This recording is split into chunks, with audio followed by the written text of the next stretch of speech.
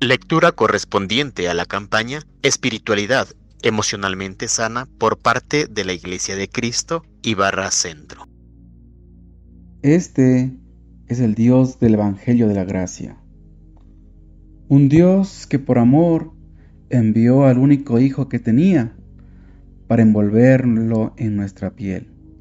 Aprendió cómo caminar, tropezaba y caía, lloraba por su leche, sudó sangre por la noche, fue azotado y escupido, fue clavado en una cruz y murió susurrando perdón para todos nosotros.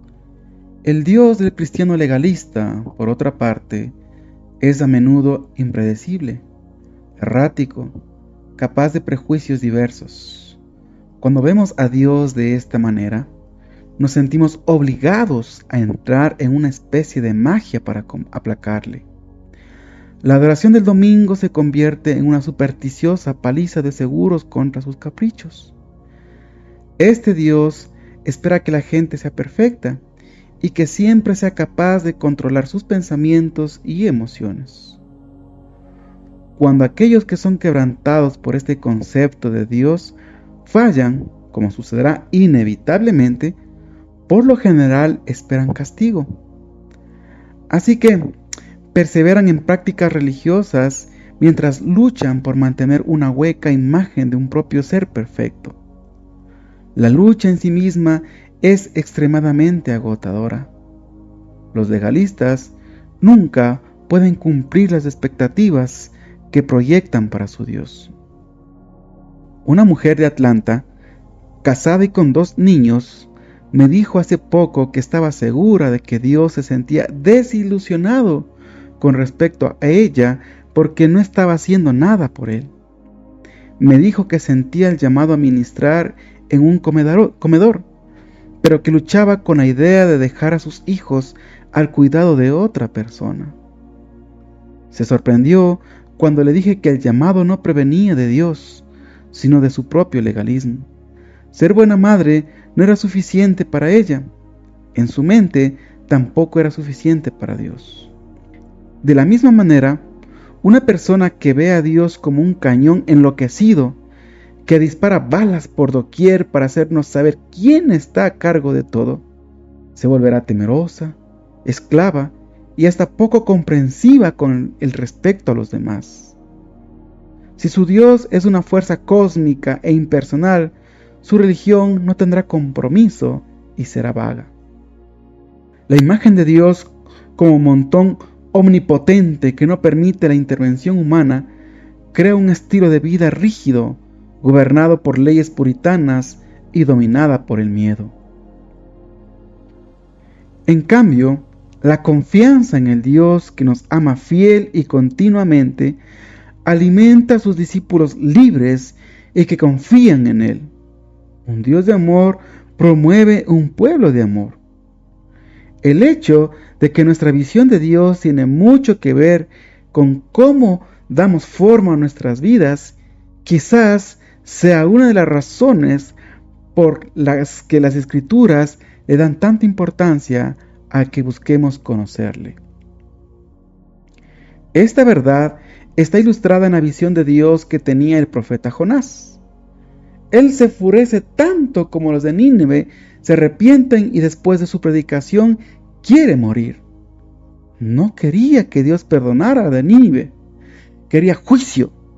Su estrecho racionalismo hacía que le fuera imposible comprender el enorme amor de Dios. Sin embargo, el mensaje de este libro profético trasciende los límites del profeta. Proclama lo bueno que es Dios y cómo su compasión se extiende a toda criatura del universo, incluyendo, como lo dice la última palabra del libro, a los animales. Él se ocupa de todos los hombres y las mujeres. Todos son llamados a aceptar el extravagante regalo de su gracia, porque aceptarlo significa simplemente volverse hacia Dios. Jonás no era capaz de comprenderlo. Perdió su temple y se enfureció cuando se secó la planta que le daba sombra. Pero aún así, era capaz de dejar que miles de personas perecieran por la falta de fe sin inmutarse. No es que fuera malo. Después de todo, intentaba librarse del fantasma de los marineros paganos. No era malo, sino miope. Dios era su Dios, el Dios de los hebreos, aprisionado en un país, en un templo, en un arca de lanza. La teología de este libro sagrado es una llamada a los israelitas de ambas alianzas. Piensa en grande acerca de Dios. La misericordia de Dios por la arrepentida Nínive, por la autocompasión de Jonás y hasta por los animales, prepara el camino para el evangelio de la gracia.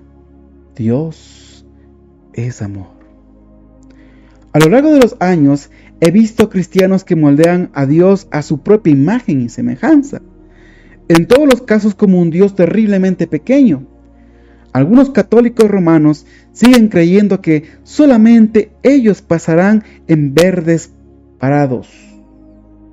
Está el Dios que tiene un afecto especial por la Norteamérica capitalista, que toma en cuenta al fanático de su trabajo y el Dios que solo ama a los pobres y desposeídos. Hay un Dios que marcha con los ejércitos victoriosos y un Dios que ama solamente al humilde que pone la otra mejilla. Algunos son como el hermano mayor en Lucas, que protesta cuando el padre se alegra y sirve al hijo pródigo que ha gastado su último centavo con las prostitutas. Otros se niegan trágicamente a creer que Dios pueda o quiera perdonarles. Mi pecado es demasiado grande. Este no es el Dios de la gracia que quiere que todos los hombres sean salvos y vengan al conocimiento de la verdad. Primera Tesalonicenses 2:4. No es el Dios encarnado en Jesús al que conoció Mateo, el Dios que llama a los pecadores. Y como sabemos usted y yo, esta es una definición que nos comprende a todos.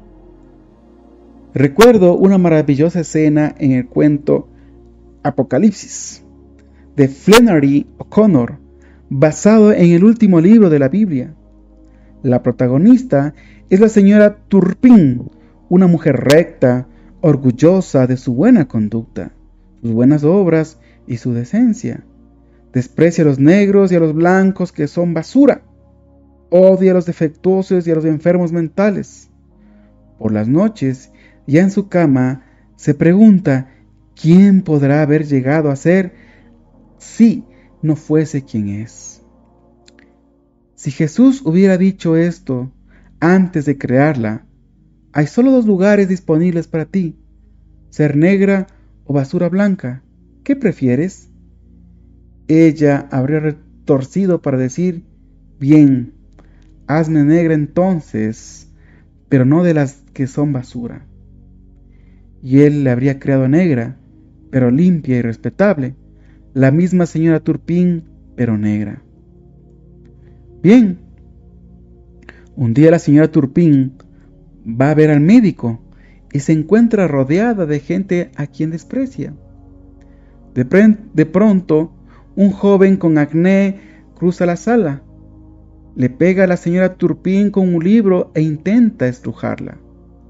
Cuando el tumulto se ordena, la señora Turpin, como si esperara una revelación, pregunta, ¿qué tienes que decirme?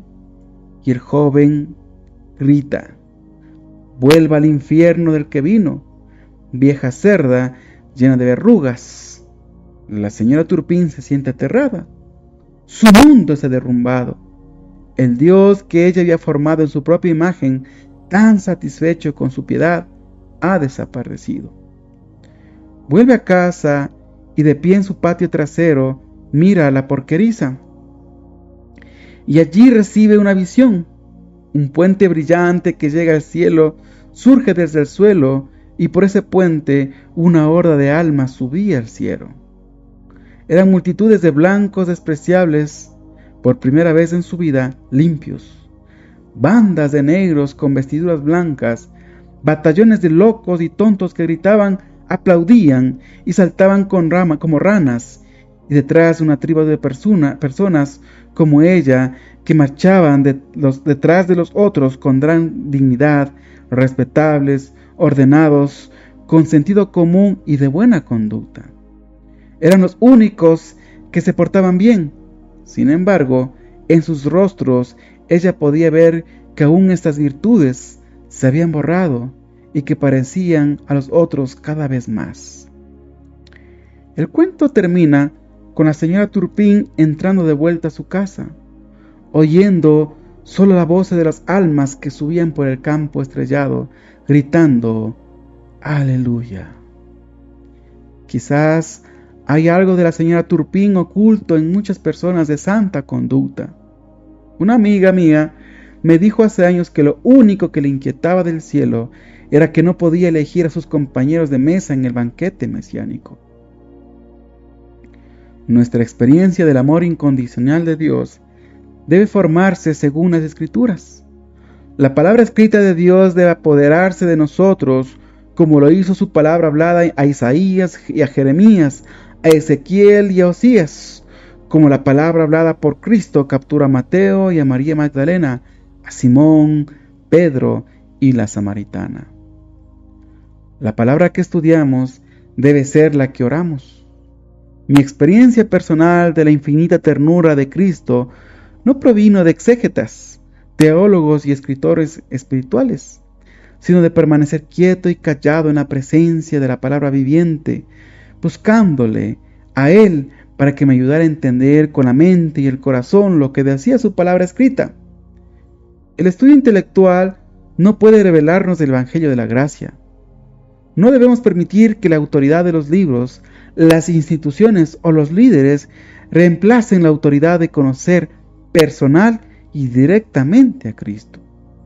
Cuando los puntos de vista religiosos de los demás se interponen entre nosotros y la experiencia de primera mano acerca de Jesús como el Cristo, nos volvemos agentes de viajes poco convencidos y poco convincentes, repartiendo folletos de lugares que jamás hemos visitado. En su famoso sermón de Navidad del año 1522, Martín Lutero clamó: ¡Oh Dios! Si tan solo Dios deseara que mi interpretación y la de todos los maestros desapareciese, para que cada cristiano llegara por sí mismo a las Escrituras y a la pura palabra de Dios. Verán en mi balbuceo la inconmensurable diferencia entre la palabra de Dios y la palabra humana. Y como nadie puede llegar a explicar una sola de las palabras de Dios con sus propias palabras, es un mundo eterno y debe comprenderse y contemplarse con una mente callada y en paz. Solo una mente que contempla en silencio puede llegar a comprender. Para quien pudiera lograr esto sin comentario ni interpretación. Mis comentarios y la de todos los demás no serían de utilidad alguna, sino mero obstáculo. Vayan a la Biblia, queridos cristianos, y déjenos que mis sermones y las explicaciones de los estudiosos sean solamente una herramienta que ayude a construir para que podamos entender, saborear y permanecer en la simple y pura palabra de Dios, porque Dios habita solo en Sión. Tomado del libro Evangelio de los Andrajosos de Brennan Manning, editorial Casa Creación.